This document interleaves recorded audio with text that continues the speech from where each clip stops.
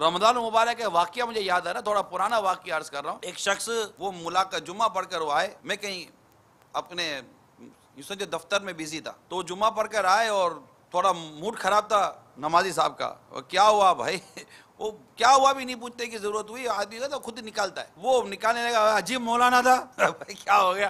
کیا عجیب مولانا تھا؟ کیا کر دیا اس مولانا نے بھائی؟ وہ نماز، وہ وضو اور نماز کے فرض وغیرہ بتا رہا تھا، آدھا بتایا، بولا آدھا اگلے جمعے بتاؤں گا. ارے اگر یہ جمعے سارا بتا دیتا تو اس کا کیا چلا جاتا؟ اب اس کی جو سمجھ میں مولانا کو بولنے لگا. اس کی عمر کم و بیش ہوگی کوئی 40-45 سال کی، یا شاید 50 سال کی بھی ہو تو کوئی تعجب نہیں ہے. عموماً لوگ عمر چھپانے کے لیے بہت سارے مطلب کہ وہ ترکیبیں بناتے ہیں. 50 سال کا بھی ہو تو کچھ کہہ نہیں سکتے. یار آپ کی عمر مجھے اتنی لگتی ہے نا، اب پوچھوں گا تو پتہ نہیں سچ بولتا غلط بول پائے گا. یار 40-50 سال کی عمر میں ہمیں اتنا وقت نہ ملا کہ ہم اپنے نماز و غسل کے فرائض و واجب سیکھتے. امام صاحب نے بولا اگلے جمعہ مسجد سکھاؤں گا.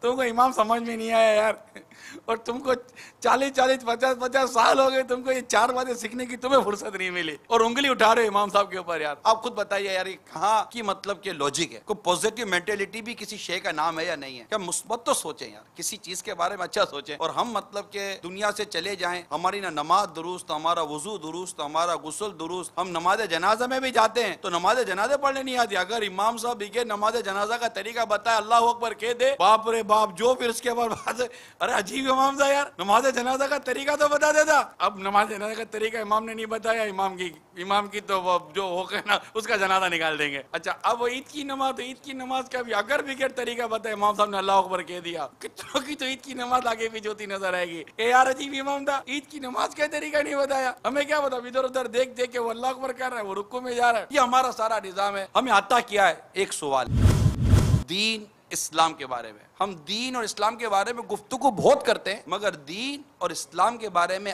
آتا کیا ہے، اس کے بارے میں یہ ایک سوالیہ نشان ہے.